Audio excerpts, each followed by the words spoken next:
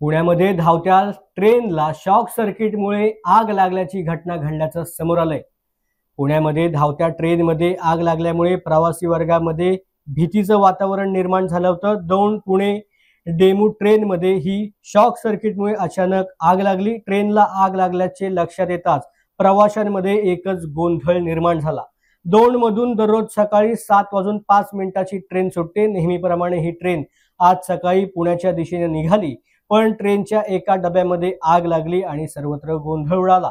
मिळालेल्या माहितीनुसार दौंड पुणे रेल्वे स्थानकादरम्यान धावणाऱ्या शटल डेमो ट्रेनमध्ये ही अचानक आग लागली असून दौंडवरून दररोज सुटणाऱ्या ह्या 7:05 ट्रेनला आग लागल्याची माहिती आहे।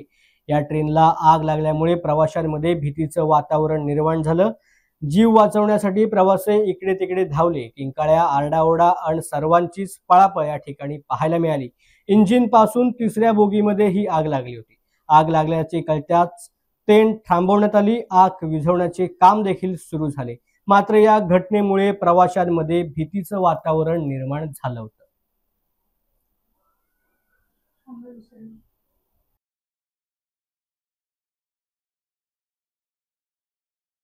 दौंड हे पुणे विभागातील एक जंक्शन स्थानक आहे।